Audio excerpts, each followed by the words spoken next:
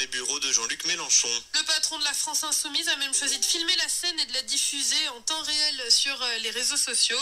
Cette perquisition est en lien avec les enquêtes sur des emplois présumés fictifs du parlementaire européen et sur les comptes de campagne de l'ex-candidat. Le mouvement politique dénonce une attaque sur des éléments fantaisistes.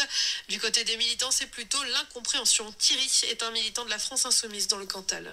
La décision de cette perquisition n'a pas été prise par le bon vouloir d'un simple procureur.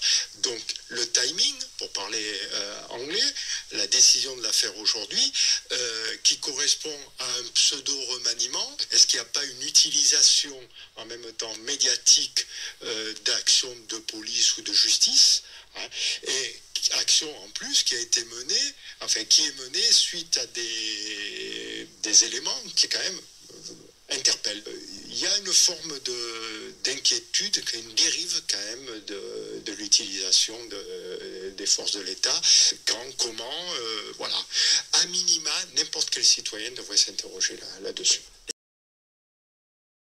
Perquisitionné à Paris hier matin. Le parti de gauche dénonce une énorme opération de police politique. Le jour du remaniement gouvernemental, au moins une dizaine de perquisitions ont été menées par les policiers dans le cadre de 2 enquêtes préliminaires dirigées par le parquet de Paris. La première concerne des emplois présumés fictifs de parlementaires européens. La deuxième, c'est sur les comptes de campagne de Jean-Luc Mélenchon. La méthode a interpellé les militants. Martine est militante de la France Insoumise dans le Cantal.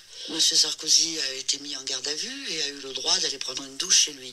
Lorsqu'ils ont perquisitionné à la France Insoumise, déjà le maître des lieux de la France Insoumise n'a pas pu rentrer dans la salle où on faisait la perquisition. Monsieur Manuel Bompard a été molesté, d'ailleurs, si j'ai bien compris, il va porter plainte.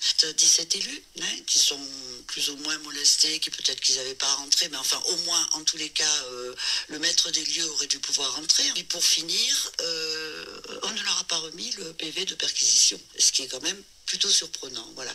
Donc, c'est-à-dire que j'ai vraiment l'impression que la justice n'est pas la même pour tous.